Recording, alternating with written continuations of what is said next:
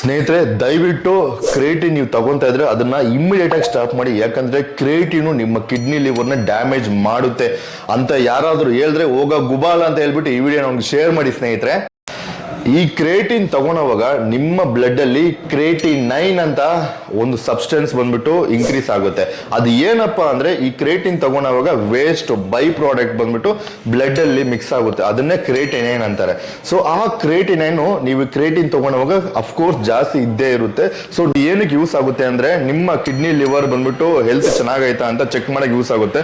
ಒಂದ್ ವೇಳೆ ನೀವು ಡಾಕ್ಟರ್ ಹತ್ರ ಹೋಗೋವಾಗ ನೀವು ಬ್ಲಡ್ ಟೆಸ್ಟ್ ತೆಗೆಯುವಾಗ ಆ ಕ್ರಿಯೇಟಿನೈನ್ ವ್ಯಾಲ್ಯೂ ಜಾಸ್ತಿ ಇದ್ರೆ ಡಾಕ್ಟರ್ ಹೇಳ್ತಾರೆ ನಿಮ್ಗೆ ಕಿಡ್ನಿ ಲಿವರ್ ಪ್ರಾಬ್ಲಮ್ ಸಮಸ್ಯೆ ನಿಮ್ಗೆ ಐತೆ ಅಂತ ಹೇಳ್ತಾರೆ. ಬಟ್ ನೀವು ಡಾಕ್ಟರ್ ಹತ್ರ ಕ್ಲಿಯರ್ ಆಗಿ ಹೇಳ್ಬೇಕು, ಸರ್ ನಾನು ಕ್ರಿಯೇಟಿನ್ ತಗೊಂತಾ ಇದ್ದೀನಿ ಅಂತ.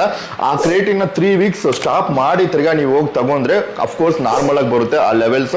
ಸ್ನೇಹಿತರೆ, ನೆಕ್ಸ್ಟ್ ಇದ್ರದೇ ಪಾರ್ಟ್ 2, ಇದರಲ್ಲಿ ತುಂಬಾ ಇನ್ಫಾರ್ಮೇಶನ್ ಇರುತ್ತೆ ಸ್ನೇಹಿತರೆ. ಈ ಪಾರ್ಟ್ 2 ವಿಡಿಯೋ ಬೇಕಂದ್ರೆ ಕಮೆಂಟ್ ಅಲ್ಲಿ ಪಾರ್ಟ್ 2 ಅಂತ ಟೈಪ್ ಮಾಡಿ.